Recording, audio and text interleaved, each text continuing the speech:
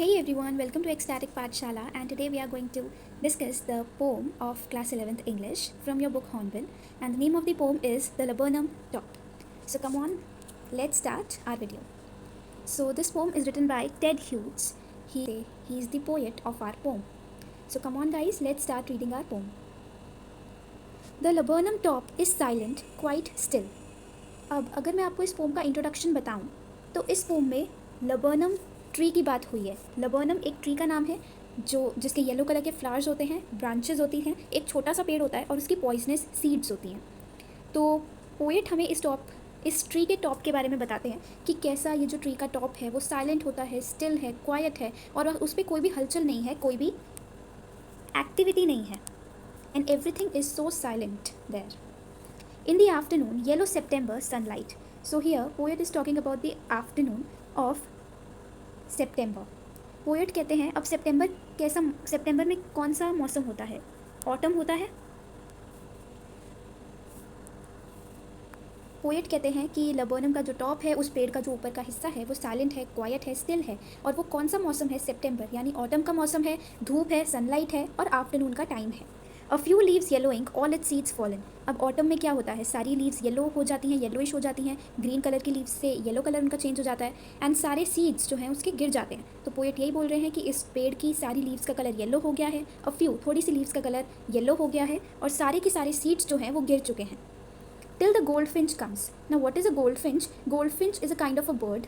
एक बर्ड का नाम है गोल्डफिंच, जो कि येलो कलर की होती है और उसके फेस पर एक ब्लैक कलर की स्ट्रिप होती है. फेस पर एक ब्लैक कलर की स्ट्रिप होती है, जैसा कि आपने देखा होगा अभी पिक्चर में, और उसके विंग्स भी थोड़े से ब्लैक कलर के होते हैं. And it is the identity mask of that bird. तो अब पोएट बोलते हैं कि पहले वाले पैराग्राफ में पोएट ने ट्री की एक्सप्लेनेशन बताई कि ट्री कैसा है और उसका डिस्क्रिप्शन बताया. उसके बाद पोएट कहते हैं कि गोल्डफिंच बर्ड आती है with a twitching chirp. Twitching का क्या मतलब होता है? Sudden.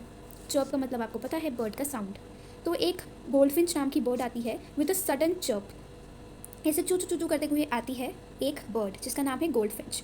A suddenness, a startlement at a branch and. और जैसे वो आती है एक सडननेस के साथ आती है और एक उसके आने से एक स्टार्टलमेंट हो जाती है. स्टार्टलमेंट मतलब ऐसी स्थिति जिसमें सबको बहुत ही ज़्यादा हैरानी होती है, शॉक होता है, एक्साइटमेंट होती है. तो स्टार्टलमेंट होती है सबको उसके आने से, क्योंकि वो पेड़ कैसा था? बिल्कुल क्वाइट था, स्टिल था, बिल्कुल डेथ लाइक पेड़ था वो, बिल्कुल क्वाइट. जैसे डेथ में क्या होता है, सब कुछ शांत होता है, तो वैसा पेड़ था. लेकिन बर्ड के आने से क्या हो गया? उसमें एक स्टार्टलमेंट आ गई. सडननेस बर्ड के आने से, सडनली बर्ड के आने से एक स्टार्टलमेंट पेड़ में. Sleek as a lizard and alert and abrupt. Sleek का मतलब होता है शाइनी या फिर सॉफ्ट. अलर्ट का मतलब अलर्ट हो जाना और एब्रप्ट का मतलब फास्ट. Abrupt means fast. उसके बाद पोएट कंपेयर कर रहे हैं गोल्डफिंच बर्ड को लिजर्ड से.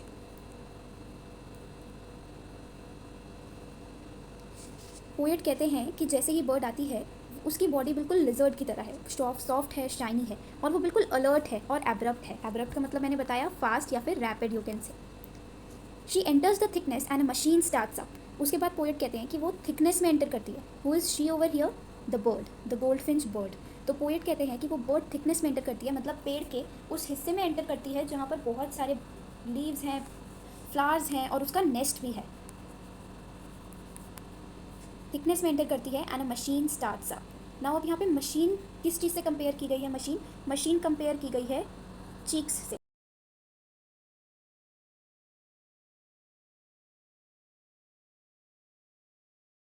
ऑलराइट, बर्ड के जो छोटे छोटे चीक्स हैं उससे कंपेयर किया गया है मशीन को. मशीन की साउंड को बर्ड्स के बच्चों की साउंड से कंपेयर किया गया है. तो जैसे ही वो थिकनेस में एंटर करती है तो उसके सारे बच्चे जितने भी छोटे छोटे चीक्स हैं वो सब कुछ स्टार्टअप हो जाते हैं. मतलब छोटे छोटे चू चू चू आवाज़ करने लग जाते हैं. ऑफ चिटरिंग्स मतलब अपनी आवाज़ में चू चू चू करने लगते हैं. And a tremor of wings. Tremor मतलब वाइब्रेशन, इनवॉलेंटरी वाइब्रेशन. तो जैसे ही बर्ड एंटर करती है, गोल्डफिंच एंटर करती है थिकनेस में, मतलब अपने नेस्ट के पास एंटर करती है, तो उसके जो बच्चे होते हैं वो अपने एक्साइटमेंट में चू चू आवाज़ करने लगते हैं और अपने विंग्स को वाइब्रेट करने लगते हैं. एंड ट्रिलिंग्स का मतलब है to produce a chopping sound. तो ट्रिलिंग्स करने लगते हैं, चू चू की आवाज़ निकालने लगते हैं. The whole tree trembles and thrills. और इससे क्या होता है? जो कि एक साइलेंट पेड़ था, एक क्वाइट पेड़ था, डेथ लाइक पेड़ था, वो ट्रेम्बल करने लगता है और थ्रिल करने लगता है. थ्रिल्स का मतलब होता है a sudden feeling of excitement और ट्रेम्बल का मतलब होता है शेक करना. तो वो एक्साइटमेंट से थ्रिल करने लगता है एक्साइटेड हो जाता है और ट्रेम्बल करने लगता है, मतलब वाइब्रेट होने लगता है, कांपने लगता है, we can say. It is the engine of her family. Engine किससे कंपेयर की गई है? नेस्ट से। अब इंजन है, अब मशीन को चलने के लिए क्या चाहिए होता है? इंजन। और वैसे ही बर्ड्स को चलने के लिए, दैट इज़ टू से बर्ड्स को ज़िंदा रहने के लिए किस चीज़ की ज़रूरत होती है? एक नेस्ट की, एक होम की। दैट इज़ वाई इंजन को नेस्ट से कंपेयर किया गया है। It is the engine of her family, she stokes it full. What is the meaning of stokes? To add fuel. Stokes means to add fuel. और यहाँ she किसके लिए use हुआ है? गोल्डफिंच बर्ड के लिए। गोल्डफिंच बर्ड इंजन में fuel डालती है, मतलब नेस्ट में जो बच्चे हैं, जो चीक्स हैं, उनको फीड करती है। That is why. तो फ्यूल को यहाँ किससे कंपेयर किया गया है? फूड से, फूड ऑफ द चीक्स।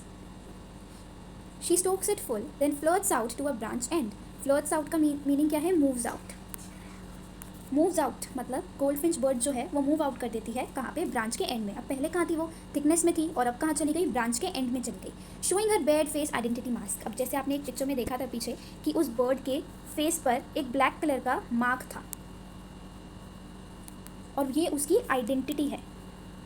अब बर्ड कैसी है? पूरी येलो कलर की है। ट्री कैसा है? येलो कलर के उसके लीव्स हैं, येलो कलर की सनलाइट है, येलो कलर के फ्लावर्स हैं, तो सब कुछ सेम सेम हो गया ना। येलो एक बहुत ही ज़्यादा इंपॉर्टेंट कलर हो जाता है यहाँ पे, लेकिन उसकी खुद की आइडेंटिटी तो होनी चाहिए। तो वो आइडेंटिटी क्या है? उसका मार्क, जो ब्लैक मार्क है उसके फेस पर और उसके विंग्स पर। बेड का मतलब होता है स्ट्रिपी, स्ट्रिपी काइंड ऑफ मार्क है ना, इसलिए यहाँ पे बार्ड का यूज़ हुआ है। Showing her barred face identity mask then with eerie delicate whistle chirp whisperings she launches away towards the infinite and the laburnum subsides to empty। अब पोएट क्या बोल रहे हैं? ईरी, ईरी का मतलब होता है स्ट्रेंज, स्ट्रेंज या फिर वियर्ड यू कैन से। अब एक स्ट्रेंज से, डेलिकेट से, विसल चर्प विस्परिंग्स के साथ, मतलब विसल चर्प मतलब ऐसा जैसे कि वो सीटी बजा रही है, और मतलब इस तरीके से वो चर्प कर रही थी जैसे वो एक सीटी बजा रही हो, एक तीखी सी आवाज़ थी, ऐसे चु चु चु चु something like that. And whispering मतलब फुसफुसाना, राइट? तो विस्पर कर रही थी, ऐसा उसको सुनोगे आप तो ऐसा लगेगा कि वो सीटी बजा रही है चर्प करते टाइम और विस्पर कर रही है। तो इस साउंड को यूज़ करते हुए, इस साउंड को निकालते हुए एक स्ट्रेंज सी साउंड बोला है पोएट ने इस पोम में। इस स्ट्रेंज सी साउंड को निकालते हुए she launches away towards the infinite. Launches away means flies away. कहाँ पे फ्लाई कर देती है वो? Towards the infinite. Infinite here means sky, means वो स्काई में उड़ जाती है। And the laburnum subsides to empty. और लबर्नम क्या हो जाता है? Subsides means returns back to. Subsides means laburnum कैसा हो जाता है? दोबारा से एम्प्टी हो जाता है, स्टिल हो जाता है, यू कैन से क्वाइट हो जाता है, यू कैन से शांत हो जाता है। एंड वहाँ पे कोई भी एक्टिविटी नहीं रहती, जैसा वो पहले था वैसे ही हो जाता है। Returns back to its initial position और स्टेज वी कैन से। तो इस पोम में पोएट ने बताया क्या है? पोएट ने एक रीपिंग रिलेशनशिप बताई है।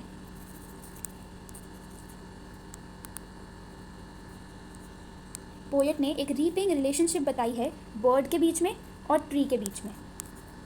किस तरीके से बर्ड जो है वो ट्री पर अपना नेस्ट बनाती है, किस तरीके से वो बर्ड ट्री पर डिपेंडेंट है, अपना नेस्ट बनाती है, वहाँ पर अब उसके बच्चे रहते हैं, वहाँ पर वो आती है, उनको खाना खिलाती है, उनको फीड करती है। किस तरीके से ट्री के अंदर जो नेस्ट है वो उसके लिए इंजन का काम करता है, और ऐसे ही ट्रीज उसके ऊपर कैसे डिपेंडेंट है? बर्ड के ऊपर इस तरीके से डिपेंडेंट है क्योंकि ट्री, बर्ड के आने से पहले ट्री किल था, लेकिन बर्ड जैसे ही आई ट्री के ऊपर, तो बर्ड के आने से ट्री में एक्टिविटी होने लगी। कैसी एक्टिविटी? जो जितनी भी बर्ड्स थी, छोटी छोटी चीक्स थी, उनकी आवाज़ें आने लगी, वो बिल्कुल स्टार्टल हो गई, शॉक, एक सडन शॉक आ गया, उसके बाद वो बहुत ही ज़्यादा एक्टिव हो गई, अपने विंग्स को ट्रेमर करने लगी, वाइब्रेट करने लगी, राइट? तो एक एक्टिविटी मीन्स एक लाइफ लाइक, जो ट्री पहले डेथ लाइक लग रहा था वो अब लाइफ उसके अंदर आ गई।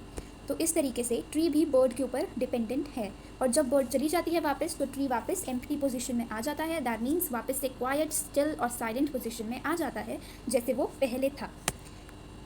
Alright guys, so now we are going to discuss the poetic devices that have been used by the poet in this poem. So come on, let's start. सबसे पहले अगर हम देखें तो हमारा पोइटिक डिवाइस है एलिट्रेशन।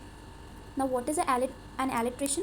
एलिट्रेशन का मतलब होता है जब हमारे वोवल अलावा और कौन होते हैं? एक तो होते हैं वोवल्स और दूसरे होते हैं हमारे कॉन्सोनेंट्स। तो जब हमारे कॉन्सोनेंट्स की साउंड रिपीट होती है वर्ड के किसी लाइन की एंडिंग में या एग्जिट में, किसी वर्ड के स्टार्टिंग में या एंडिंग में, तो उसको हम एलिट्रेशन बोलते हैं. फॉर एग्जाम्पल यहाँ पे सेप्टेम्बर सनलाइट, यहाँ पर एलिट्रेशन है, राइट. अब आप बोलोगे कि यहाँ पे साइलेंट, स्टिल एंड इज़, यहाँ पे भी एलिट्रेशन होना चाहिए, लेकिन यहाँ पर बीच में क्वाइट एक वर्ड आ गया, इसलिए हम यहाँ पे एलिट्रेशन नहीं बोलेंगे. इंस्टेड हम यहाँ पे कॉन्सोनेंट्स बोलेंगे. कॉन्सोनेंट्स होता है जब कॉन्सोनेंट साउंड की कॉन्सोनेंट जो अल्फ़ाबेट्स हैं उनकी साउंड रिपीट होती है, लेकिन वो एक यहाँ पर इज़ में एस जो है वो लास्ट में है, साइलेंट में स्टार्टिंग में है, स्टिल में स्टार्टिंग में है, तो एक प्रॉपर ऑर्डर फॉलो नहीं हो रहा, इसलिए हम यहाँ पे कॉन्सोनेंट्स बोलेंगे क्योंकि यहाँ स की साउंड रिपीट हो रही है. सिमिलरली ऐसे एजोनेंट्स भी होता है जहाँ पर वॉवल्स की साउंड रिपीट होती है. For example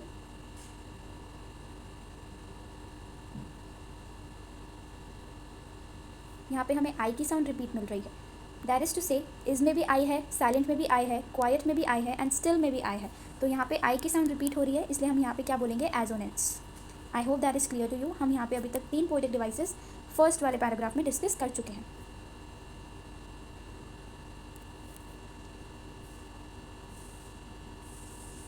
So let's move to the next paragraph. Till the goldfinch comes with a twitching chirp, a suddenness, a startlement at a branch end, then sleek as a lizard. First of all यहाँ पे as है, इसलिए यहाँ पे poetic device simile का use हुआ है. Simile means जब हम किसी चीज़ को कंपेयर करते हैं किसी और चीज़ से बाय यूजिंग एज और like.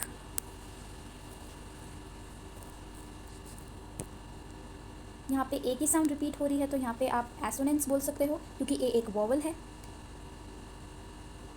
Twitching chirp, with a twitching chirp. Twitching का मतलब मैंने आपको बताया था sudden, and chirp means the sound of the bird.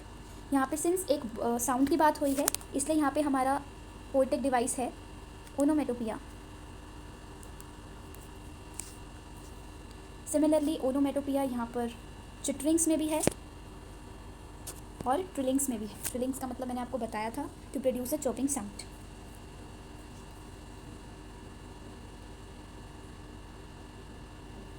Suddenness, startlement, यहाँ पे एस की साउंड रिपीट हो रही है, इसलिए यहाँ पे एलिट्रेशन है.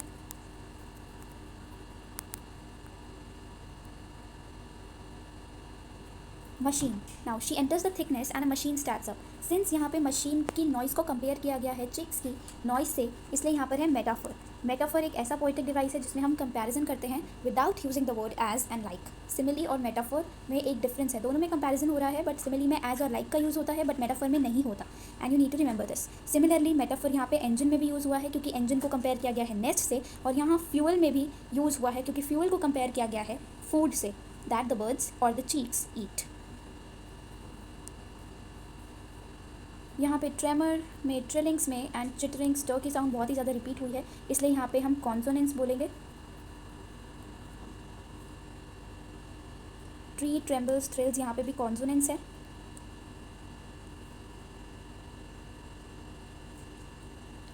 I hope this is clear to you guys. Now let's move to the next paragraph. Then with eerie delicate whistle, chirp, whisperings, she launches away towards the infinite.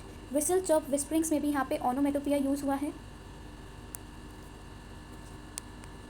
Again because this is the sound of a bird. Onomatopoeia एक ऐसा poetic device है जहाँ पर जब कोई animal की या किसी बर्ड की वॉइस को लिखा जाता है तो वहाँ पर ये वाला पोएटिक डिवाइस यूज़ होता है. I hope that is clear to you. यहाँ पर ई की साउंड रिपीट हो रही है बहुत ज़्यादा, इसलिए यहाँ पे हम, सिंस ये एक वॉवल है, इसलिए हम यहाँ पे एजोनेंस बोलेंगे.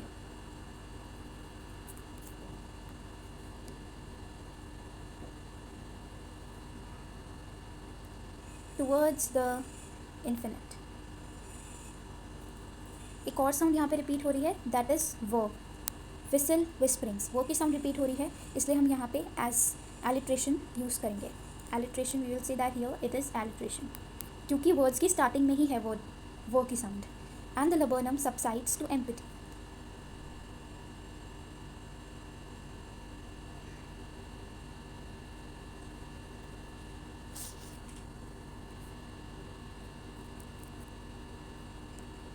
यहाँ पे ट की साउंड रिपीट हो रही है, इसलिए हम इसको कॉन्सोनेंट्स बोल सकते हैं. And there is one more poetic device in this poem which you will call enjambment. Enjambment कैसा पोएटिक डिवाइस है जहाँ पर एक लाइन पोएम में बिना किसी फुल स्टॉप कॉमा या बिना किसी पंक्चुएशन मार्क के दूसरी लाइन स्टार्ट हो जाती है. See if you see at the starting, the laburnum top is silent, quite still. In the afternoon, yellow September sunlight. A few leaves yellowing, all its seeds fallen. यहाँ पे तो हमने comma देख लिया, but here यहाँ पे कोई भी कॉमा नहीं है, इसलिए यहाँ पे enjambment का यूज़ हुआ है. उसके बाद नेक्स्ट पैराग्राफ में अगर हम देखें, till the goldfinch comes with a twitching chirp, a suddenness, a startlement at the branch end. So यहाँ पे भी हमारा enjambment का यूज़ है. Similarly यहाँ पर भी हमारा enjambment का यूज़ है, एंड यहाँ पर भी हमारा enjambment का यूज़ है. I hope that is clear to you. Similarly, then with eerie delicate whistle chirp whisperings, she launches away towards the infinite, and the laburnum subsides to empty. In these lines also, there is a poetic device called enjambment. I hope that is clear to you guys, and thank you for watching this video. Stay tuned and stay safe, stay at home. Video को like करना, subscribe करना and share करना अपने friends के साथ अगर आपको अच्छी लगी हो तो. Bye bye guys.